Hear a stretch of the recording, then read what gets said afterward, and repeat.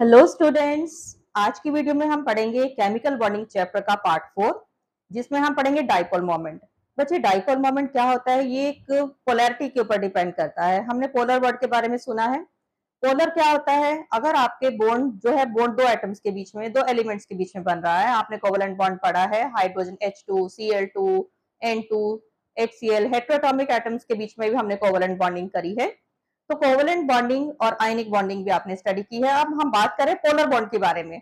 जो polar bond है, इसका मतलब पोलैरिटी जो है it arises from electronegativity. Electronegativity term से हम सब फेमिलियर हैं। इलेक्ट्रोनेगेटिविटी क्या होती क्या है कि जब it is a tendency to attract electron. आपके पास दो एलिमेंट है और दोनों के बीच में एक बॉन्ड है। ठीक है, ये आपका बॉन्ड है, दो आपके पास एलिमेंट्स है, और जब दोनों की पावर एक दूसरे को इलेक्ट्रॉन को अट्रैक्ट करने की सेम रहती है तो आपका बॉन्ड नॉन पोलर होता है। मैं इसको आपको बनाकर बताती हूँ। डाइपोल मोमेंट क्या है? It is the degree of polarity. ये हमें क्या बताता है? Degree of polarity. हम हाइड्रोजन और हाइड्रोजन के बीच में बॉन्ड बनाते हैं। दोनों हाइड्रोजन का जो इलेक्ट्रोनेगेटिविटी है इट इज सेम। इलेक्ट्रोनेगेटिविटी दोनों की सेम है। इट मींस इलेक्ट्रॉन को अट्रैक्ट करने की पावर दोनों की सेम है। तो ये जो आपका बॉन्ड है ये होगा आपका नॉन पोलर, क्योंकि पोलैरिटी तभी अराइज होगी जब आपका बॉन्ड पोलर होगा। और पोलर कब होगा? जब दो एलिमेंट्स में से एक की इलेक्ट्रोनेगेटिविटी ज्यादा होगी और एक की कम। लाइक मैं एग्जांपल ले रही हूँ HCl। इसमें जब Cl है, इसकी जो इलेक्ट्रोनेगेटिविटी है ये हाइड्रोजन से ज्यादा है। ठीक है, क्लोरीन की इलेक्ट्रोनेगेटिविटी हाइड्रोजन से ज्यादा है, so it will attract electron more towards itself. तो इस जो बॉन्ड के इलेक्ट्रॉन है ये क्लोरीन की तरफ ज्यादा जाएंगे। तो उससे क्या होगा? Chlorine will attract delta negative charge, hydrogen will attract delta positive charge. ये क्या शो कर रहा है कि it is due to the electronegativity difference. So this is called dipole. तो अब हम बताते हैं कि डाइपोल होता क्या है। डाइपोल का सिंबल होता है म्यू। डाइपोल किसके ऊपर डिपेंड करता है? It is dipole moment is the magnitude of charge. ये इसकी डेफिनेशन भी आप लिख सकते हो। It is the magnitude of charge and distance of separation between charges. Distance of separation between charges, इसका सिंबल म्यू होता है। तो अगर आप इसका एक्सप्रेशन लिखते हो तो ये क्या आता है आपका? Mu is equal to magnitude of charge. Charge को आप क्यू से रिप्रेजेंट करते हो, डिस्टेंस को आप डी से रिप्रेजेंट करते हो, और जो आपका डाइपोल मोमेंट है इसकी यूनिट क्या होती है? D by. इसको हम डी बाई बोलते हैं, इसको हम डी से रिप्रेजेंट करते हैं। 1D is equal to 10⁻⁻18 electrostatic unit. अब जो आपका जो डाइपोल मोमेंट है it is a vector quantity. ये वेक्टर क्वांटिटी होता है। वेक्टर आपको पता है जो कि आपको डायरेक्शंस भी देता है, magnitude as well as direction. तो हम जो डाइपोल है इसको कैसे रिप्रेजेंट करते हैं? एरो। एरो जो है वो डायरेक्शन दे रहा है और इसका ये सिंबल है। तो लाइक अब मुझे HCl में डाइपोल शो करना है तो मैं कैसे रिप्रेजेंट करूंगी? आपका जो एरो है इसका जो मुंह है वो किसकी तरफ जाना चाहिए? इसका जो एरो है उसकी तरफ होना चाहिए जिस एलिमेंट का इलेक्ट्रोनेगेटिविटी ज्यादा है। तो इस तरह से आप इलेक्ट्रोनेगेटिविटी डिफरेंस के बेस पर डाइपोल को शो कर सकते हो। So in this way you can represent dipole. ये तो हमने बात करी डायटोमिक मॉलिक्यूल्स के। आपकी एनसीईआरटी में इसके बहुत सारे क्वेश्चंस हैं and lot of questions, and this topic is very very important according to your board point of view as well as for competitive point of view, because lot of reasoning questions are given in your NCERT। तो अभी मैं वो सारे के सारे questions आपके discuss करूंगी और ये सेम क्वेश्चंस आपने अपनी नोटबुक्स में लिख लेने हैं because all of are your NCERT. So your first question is, ध्यान से आपने देखना है। हमारे पास दो मॉलिक्यूल्स हैं, एक है कार्बन डाइऑक्साइड और एक है वाटर। दोनों ही ट्राइएटॉमिक हैं। ठीक है, दोनों ट्राइएटॉमिक है, मीन 3 एटम्स हैं दोनों के अंदर। लेकिन आप अगर इसकी ज्योमेट्री स्टडी करते हो तो अगर आप इसकी डाइपोल मोमेंट, इक्वेशन क्या आता है? Bye dipole moment of carbon dioxide is 0 end of water is, water का जो डाइपोल मोमेंट है इट इज 1.84 डी। अब हमने इसका जो आंसर है किसके बेस पर देना है? On the basis of structure. हम इसका स्ट्रक्चर बनाएंगे on the basis of structure. अगर आप इसका स्ट्रक्चर बनाते हो, आप देखते हो कार्बन डाइऑक्साइड का स्ट्रक्चर इस तरह से आता है, और अगर आप वाटर का बनाते हो तो इसका स्ट्रक्चर इस तरह से आता है। अब कार्बन और ऑक्सीजन में से इलेक्ट्रोनेगेटिविटी किसकी ज्यादा है? ऑक्सीजन की ज्यादा है, तो हम इस तरह से शो करेंगे। ठीक है, अब आप देख रहे हो एक डाइपोल इस तरफ से जा रहा है, एक डाइपोल इस तरफ से जा रहा है, so both are in opposite direction. तो इससे क्या होगा, जब आपका डाइपोल किसी भी आपके स्ट्रक्चर के आप बनाते हो, आपने किसी भी आपको कंपाउंड दे दिया है, जो भी है मॉलिक्यूल दे दिया है, आप जब उसका स्ट्रक्चर बनाते हो और उसका जो डाइपोल है ऑपोजिट डायरेक्शन में है, चार में से अगर कोई एक भी ऑपोजिट डायरेक्शन में होगा तो वो कैंसिल हो जाएगा। तो यहाँ पर क्या आ गया, रिजल्टेंट डाइपोल, रिजल्टेंट डाइपोल यहाँ पर क्या आ गया, 0, because both dipoles in opposite direction, both dipoles are in opposite direction, so dipole cancel each other, दोनों एक दूसरे को कैंसिल कर देंगे, तो इसका डाइपोल मोमेंट जो क्या हो गया, 0 हो गया। अगर हम वाटर की बात करते हैं तो वाटर के ऊपर 2 लोन पेयर भी होते हैं, जब आप इसका स्ट्रक्चर बनाते हैं ऑक्सीजन के पास लोन पेयर है, अब ऑक्सीजन की इलेक्ट्रोनेगेटिविटी ज्यादा है तो डाइपोल की डायरेक्शन ऑक्सीजन की तरफ रहेगी, हमने इस तरह से रिप्रेजेंट कर दिया। अब आप क्या देख रहे हो, यहाँ पर 2 डाइपोल्स हैं और 2 लोन पेयर्स भी हैं, तो all are in upward direction. Now there is cumulative effect and it has net dipole that is 1.84d. All dipoles are in एक ही डायरेक्शन में सारे के सारे जा रहे हैं, डाइपोल भी एक डायरेक्शन में है, लोन पेयर भी एक डायरेक्शन है, तो इसका आंसर क्लियर हो गया। नेक्स्ट क्वेश्चन हम डिस्कस करते हैं। मेरे पास है क्वेश्चन है, why dipole moment of BeF2 is 0। ये आपका क्वेश्चन है, BeF2 का डाइपोल मोमेंट 0 क्या है, क्यों है। अब हम इसका स्ट्रक्चर बनाएंगे। बोरोन, बोरोन का एटॉमिक नंबर 4, वैलेंस इलेक्ट्रॉन्स को आप डॉट के थ्रू रिप्रेजेंट करिए, तो कॉन्फ़िगरेशन क्या है, 1s2 2s2, इसके वैलेंस इलेक्ट्रॉन कितने हैं, 2, तो हम यहाँ पर 2 वैलेंस इलेक्ट्रॉन्स बनाएंगे। अब 2 इसके पास फ्लोरीन है, फ्लोरीन का एटॉमिक नंबर है 9, 1s2 2s2 2p5, इसके वैलेंस इलेक्ट्रॉन कितने हैं, 7, ठीक है, इसको हम लाइक दिस। तो सबसे पहले तो आपको स्ट्रक्चर बनाना आना चाहिए, आपने स्ट्रक्चर बना दिया, क्लियर, एक बॉन्ड ये, एक बॉन्ड ये। अब फ्लोरीन की इलेक्ट्रोनेगेटिविटी ज्यादा है तो बॉन्ड के इलेक्ट्रॉन जो है फ्लोरीन की तरफ शिफ्ट हो जाएंगे, इस तरफ भी। तो आप देख रहे हो दोनों के जो डाइपोल है, इसका डाइपोल इस तरफ, इसका डाइपोल उस तरफ, so both dipoles are in opposite direction, so they will cancel each other, dipoles cancel each other. जब डाइपोल एक दूसरे को कैंसिल कर देते हैं तो डाइपोल मोमेंट क्या हो जाता है, 0, ठीक है। सो इस तरह से आपकी एनसीईआरटी में काफी सारे क्वेश्चन हैं।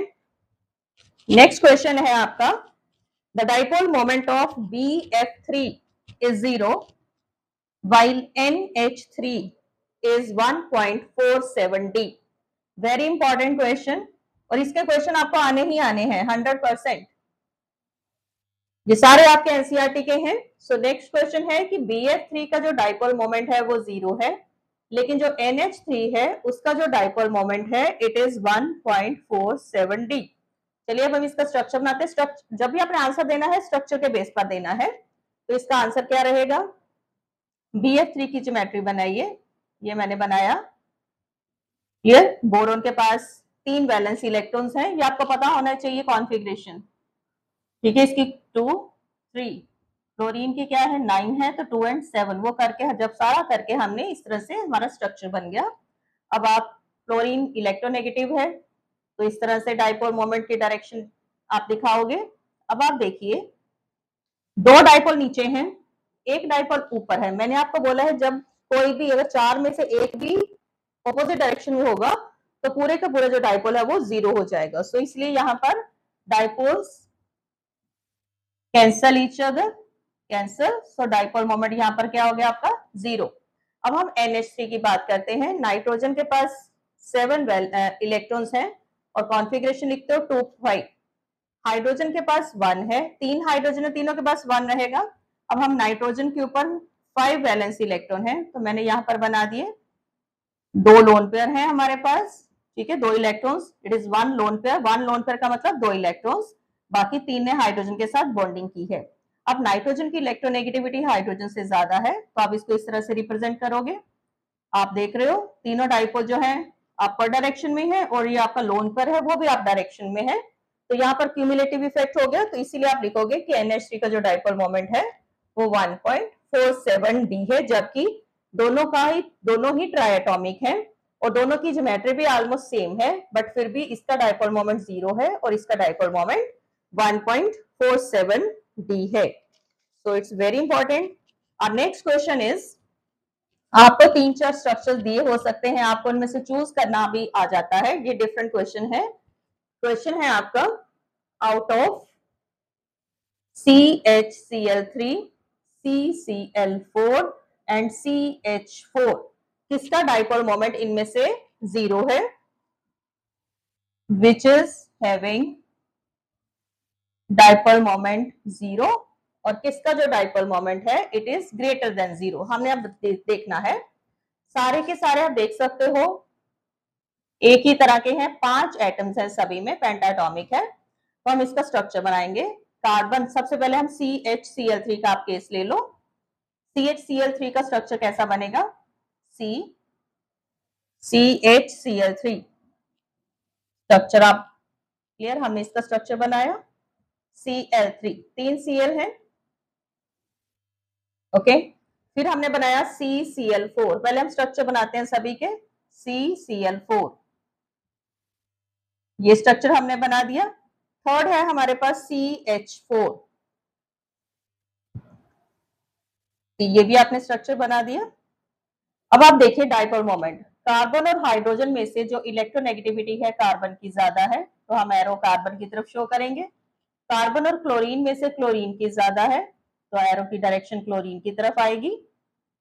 क्लियर इसका स्ट्रक्चर? अब आप देख रहे हो सारे के सारे जो एरोज हैं नीचे की डायरेक्शन में हैं, तो यहाँ पर ये चीज का जो डाइपोल मोमेंट है it will be greater then 0।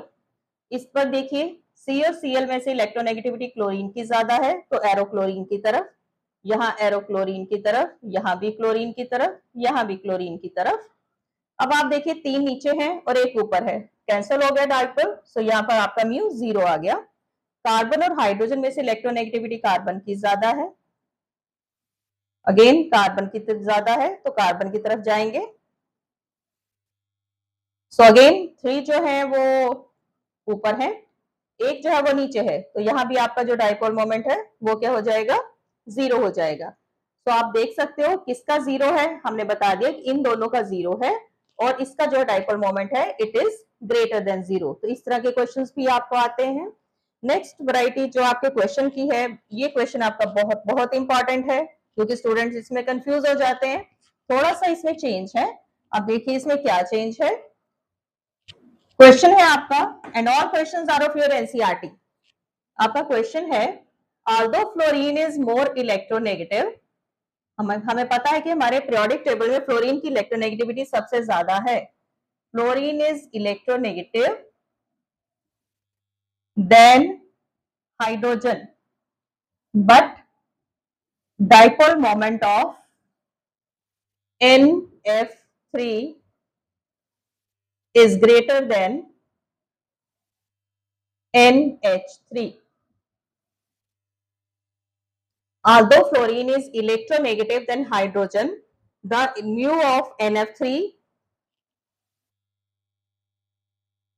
greater than should be, ज्यादा होना चाहिए, it should be greater than NH3, but actually not। ये आपका क्वेश्चन है जो आपका एनसीईआरटी में दिया है, कि हमें पता है कि फ्लोरीन जो है हमारे पीरियोडिक टेबल में सबसे ज्यादा इलेक्ट्रोनेगेटिव है। हम केस ले रहे हैं, आपका केस है NF3 का और दूसरा है NH3 का। पहले तो आप अगर आप पहले क्वेश्चन समझिए, आंसर जब लिखोगे तो आपको क्वेश्चन की क्लैरिटी हो जाएगी।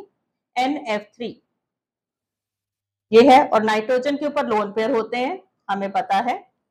अगर नहीं किसी को पता तो नाइट्रोजन का एटॉमिक नंबर 7 है। कॉन्फ़िगरेशन लिखते हो तो इसकी कॉन्फ़िगरेशन क्या आती है? 2-5 वैलेंसी इलेक्ट्रॉन है। जब आप इसके वैलेंसी इलेक्ट्रॉन लिखते हो तो इस तरह से आते हैं, ये 3 तो जो है वो हाइड्रोजन या जो भी होगा एलिमेंट उसके साथ बॉन्ड बनाएंगे, और इसके ऊपर एक लोन पेयर होता है। नाइट्रोजन के पास हमेशा लोन पेयर होता है, ऑलवेज रिमेंबर। तो हमने ये स्ट्रक्चर बना दिया। अब मैं बनाती हूँ NH3 का, नाइट्रोजन के पास लोन पेयर है और नाइट्रोजन के जो 3 इलेक्ट्रॉन है वो हाइड्रोजन के साथ बॉन्डिंग बनाएंगे, तो दोनों के पास ही लोन पेयर है। अब आप देखिए, जब आपने NF3 का बनाया, फ्लोरीन की electronegativity, nitrogen is very very electronegative, clear? Nitrogen जो है बहुत ज्यादा इलेक्ट्रोनेगेटिव है, लेकिन फ्लोरीन उससे भी ज्यादा है। हमारे पीरियोडिक टेबल में 3 एलिमेंट है जो बहुत ज्यादा इलेक्ट्रोनेगेटिव है, नाइट्रोजन, फ्लोरीन एंड ऑक्सीजन, और उन तीनों में से सबसे ज्यादा इलेक्ट्रोनेगेटिव कौन सा है? फ्लोरीन है। अब नाइट्रोजन भी इलेक्ट्रोनेगेटिव है, फ्लोरीन भी है, लेकिन फ्लोरीन की जो इलेक्ट्रोनेगेटिविटी है वो नाइट्रोजन से ज्यादा है, सो एरो की डायरेक्शन किस तरफ आ जाएगी, फ्लोरीन की तरफ। आप देख रहे हो। अब आप देखिए कि 3 नीचे हैं, लोन पेयर ऊपर है, क्लियर। अब यहाँ पर नाइट्रोजन की जो इलेक्ट्रोनेगेटिविटी है वो हाइड्रोजन से ज्यादा है, तो हमने एरो अपर डायरेक्शन में जाएंगे, तो डाइपोल की डायरेक्शन ऊपर है और लोन पेयर भी ऊपर है, तो यहाँ तो क्यूमुलेटिव इफेक्ट हो गया, ठीक है। तो इट मींस, लेकिन अब यहाँ पर देखिए इसका डाइपोल मोमेंट क्या होना चाहिए, it should be zero, it should be zero, और it should be greater than zero. लेकिन एक्चुअल में क्या है, इसका जो डाइपोल मोमेंट है NF3 का, इसकी वैल्यू है 0.24d और इसकी वैल्यू है 1.47d। सो यही आपका क्वेश्चन है कि हमारा जो हमने स्टडी करी है उसके बेस पर इसका जो म्यू है वो जीरो होना चाहिए, और इसका म्यू तो ग्रेटर देन जीरो है, वो तो हमें क्लियर है जो हमने पढ़ा है, बट इसका म्यू की वैल्यू बहुत कम है, जीरो नहीं है लेकिन 0.24d है। तो ऐसा क्यों, because it is due to the more electronegativity of nitrogen, कि नाइट्रोजन की इलेक्ट्रोनेगेटिविटी फ्लोरीन के ऑलमोस्ट इक्विवेलेंट है, सो इसलिए हम इसको जीरो नहीं बोलेंगे, it is due to the almost same electronegativity difference, almost, ठीक है। हमने ये नहीं बोला कि दोनों की सेम है, ऑलमोस्ट सेम है, लेकिन फ्लोरीन की ज्यादा है, सो इलेक्ट्रोनेगेटिव जो है इफेक्ट फ्लोरीन ज्यादा शो कर रहा है, नाइट्रोजन कम है, लेकिन वो इलेक्ट्रोनेगेटिव है।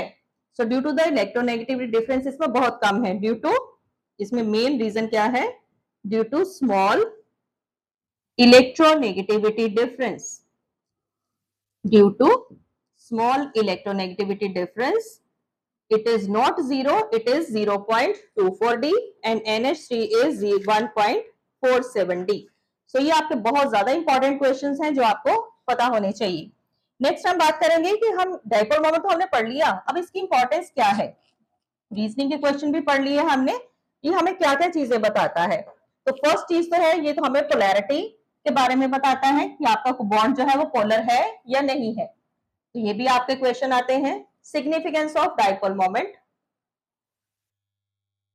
सिग्निफिकेंस ऑफ डाइपोल मोमेंट, ठीक है। फर्स्ट हम क्या लिखेंगे, ये हमें क्या बताता है कि पोलर है या नहीं है, पोलर और नॉन पोलर, कोई भी मॉलिक्यूल पोलर है या नहीं है, फर्स्ट ये बताता है। लाइक H2 क्या है, नॉन पोलर है, और HCl क्या है, आपका पोलर है, ये हमने सबसे पहले पढ़ा था। तो ये किस बेस पे हमें पता चला था, डाइपोल मोमेंट के बेस पर, इलेक्ट्रोनेगेटिविटी डिफरेंस के बीच में। नेक्स्ट क्या बताता है कि किसकी polarity, it also tells us the degree of polarity. अब डिग्री ऑफ पोलैरिटी का मतलब क्या है कि किसकी ज्यादा है किसकी कम है। लाइक आपके पास you are having out of HF and HCl, अब आपने डिग्री ऑफ पोलैरिटी बतानी है, तो आप क्या लिखोगे, HF की जो पोलैरिटी है it is greater then HCl, clear. ये आपके एमसीक्यूज के क्वेश्चंस आएंगे इनमें से आपको। नेक्स्ट आपको बताता है ये shapes of molecules, why carbon dioxide is linear, आपको क्वेश्चन आता है why carbon dioxide is linear, आप क्या लिखोगे, because it's dipole moment is zero, इसलिए ये लीनियर है। नेक्स्ट आप बता सकते हो, it also tells us the nature of covalent bond, ये हमें नेचर भी बताता है, नेचर ऑफ कोवेलेंट बॉन्ड। अब कैसे पता चलेगा, if electronegativity difference between the two atoms, electronegativity difference के बेस पे हमें पता चलेगा, electronegativity difference between two atoms, वो कैसे, इफ इट इज 1.7, अगर इलेक्ट्रोनेगेटिविटी डिफरेंस 1.7 है, your bond is 50% ionic and 50% covalent. बहुत इंपॉर्टेंट चीज है, अगर आपका इलेक्ट्रोनेगेटिविटी डिफरेंस जो है इट इज ग्रेटर देन 1.7 है, तो बॉन्ड जो है it is more ionic less covalent, और अगर आपका इलेक्ट्रोनेगेटिविटी डिफरेंस लेस देन 1.7 है, then your bond is more, उल्टा हो जाएगा इसमें, मोर कोवेलेंट लेस आयनिक। तो ये चीज भी हमें डाइपोल से पता चलती है। देन फिफ्थ चीज, जो डाइपोल मोमेंट है it is used to distinguish cis and trans. Cis और ट्रांस के बारे में हमें क्या बताता है, जो डाइपोल मोमेंट है सिस का ज्यादा होता है as compare to trans, because trans के केस में जो डाइपोल है वो एक दूसरे को कैंसिल करते हैं। Cis has high dipole moment, cis का जो डाइपोल मोमेंट है वो ज्यादा रहता है as compare to the trans, because in trans dipoles cancel each other. हमें पता है ना सिस और ट्रांस का स्ट्रक्चर। सिस में क्या होता है, जब दो same group on the same side, like आपके पास ये स्ट्रक्चर है, ये कोई स्ट्रक्चर है, ठीक है, आपके पास है एम एक मेटल है, एक्स एक्स वाई वाई, ये आपके पास चार उसके लाइगेंड्स हैं जिन्होंने सराउंड किया, ये बीच में मेटल है। अगर सेम ग्रुप सेम साइड पे होते हैं, लाइक मैंने ऐसे कर दिया, सेम ग्रुप सेम साइड पे हैं, तो ये क्या हो गया सिस। अगर सेम ग्रुप ऑपोजिट साइड पर चले जाएंगे, ये आपकी मेटल है, एक्स एक्स ऐसे आपने लिख दिया, तो ये क्या हो जाएगा ट्रांस। तो इस केस में आपका जो डाइपोल है वो जीरो हो जाता है, कैंसिल कर देते हैं। सिस का डाइपोल मोमेंट जो है it is greater than zero. The sixth thing, ये हमें क्या बताता है, ये हमें बताता है it also used to distinguish ortho, meta and para. ये हमें ऑर्थो, मेटा एंड पैरा का बताता है डिफरेंस। वो कैसे, जो पैरा है, इसका जो पैरा, अब आपको ये पता होनी चाहिए पहले तो ऑर्थो, मेटा, पैरा होता क्या है, ये मैं आपको थोड़ा सा डिटेल में बताती हूँ, शायद अभी आपको ना पता हो। बेंजीन का नाम सुना है आपने। बेंजीन के जब हम आइसोमर्स बनाते हैं तो उसके तीन आइसोमर्स बनते हैं, ortho, meta and para. Benzene के आइसोमर्स की हम बात करें, लाइक ये है आपके पास, ठीक है, ये आपके पास बेंजीन है, लाइक मेरे पास कोई स्ट्रक्चर था 1,2 डाइक्लोरो, ठीक है, आपके पास स्ट्रक्चर है डाइक्लोरोबेंजीन, आपके पास ये कंपाउंड है डाइक्लोरो बेंजीन। डाइक्लोरो का मतलब क्या है, दो क्लोरीन। मैंने एक यहाँ पर लगा दिया, एक यहाँ पर, इसका नेम क्या आ जाएगा, ये पोजीशन है ऑर्थो, ये पोजीशन है मेटा और ये है पैरा, इसका नाम क्या हो गया ऑर्थो क्लोरो बेंजीन। अगर आप ऐसा लिखते हो, ये क्या हो गया Meta chlorobenzene, this is Meta. और अगर आप इस तरह से लिखते हो, ये है para, so this is para chlorobenzene, ortho chlorobenzene, Meta chlorobenzene, para chlorobenzene. अब इसमें जो ऑर्थो है इसका जो डाइपोल मोमेंट है, ऑर्थो का डाइपोल मोमेंट मेटा से ज्यादा होता है, और जो पैरा है इसका जो डाइपोल मोमेंट है वो जीरो होता है, because dipole cancel each other, एक का ऊपर एक का नीचे, इट इज जीरो बिकॉज जो डाइपोल है इट कैंसल ईच अदर। ये कुछ इंपॉर्टेंट क्वेश्चंस हैं, सिग्निफिकेंस है जो आपको पता होना चाहिए। हमारा नेक्स्ट बहुत बहुत इंपॉर्टेंट टॉपिक है, दैट इज फॉजन रूल। अब फॉजन रूल ये हमें क्या बताता है, ये आपका क्वेश्चन भी आता है। फॉजन रूल क्या है, डिस्टोर्शन ऑफ इलेक्ट्रॉन क्लाउड। अब इसका मतलब क्या है, ठीक है, फॉजन रूल किसके साथ रिलेटेड है, डिस्टोर्शन ऑफ, बहुत बच्चों को ये समझ नहीं आता कि ये है क्या चीज है, distortion of electron cloud of anion by cation, उसको हम क्या बोलते हैं फॉजन, उसको हम बोलते हैं पोलराइजेशन। और हमारा जो फॉजन रूल है ये पोलराइजेशन से ही रिलेटेड है, इसी को हम फॉजन रूल बोलते हैं। डेफिनेशन पता होनी चाहिए, एनाइन के इलेक्ट्रॉन क्लाउड को केटाइन कितना पोलराइज कर रहा है, कितना उसको डिस्टोर्ट कर रहा है, कितना उसके अंदर जा रहा है, उसको हम क्या बोलते हैं फॉजन रूल। अब इसके अंदर हमारे कुछ रूल्स हैं। फॉजन रूल क्या कहता है हमें, फर्स्ट फॉजन रूल हमें क्या बताता है कि जितना स्मॉल साइज होगा केटाइन का, किसके ऊपर हमारी पोलराइजेशन किसके ऊपर डिपेंड करती है, फर्स्ट है स्मॉल साइज ऑफ केटाइन, जितना small size cation, small size of cation more will be polarization. याद रखनी है, ये रूल्स हैं कुछ, जितना स्मॉल साइज उतनी ज्यादा पोलराइजेशन। फॉर एग्जांपल ये आपके क्वेश्चन आते हैं, lithium chloride is more covalent than NaCl and KCl, इसका आंसर क्या लिखोगे, बिकॉज मोस्ट, जितना साइज लिथियम सबसे ऊपर आता है, फिर सोडियम आता है, फिर पोटेशियम आता है, इट मींस लिथियम का साइज सबसे छोटा है। जैसे जैसे आप ग्रुप में मूव करते हो साइज इंक्रीज होता है, जितना स्मॉल साइज उतनी ज्यादा पोलराइजेशन और उतना ही ज्यादा कोवेलेंट कैरेक्टर, ठीक है, उतना ज्यादा कोवेलेंट कैरेक्टर। ये आपके रीजनिंग के क्वेश्चन आएंगे।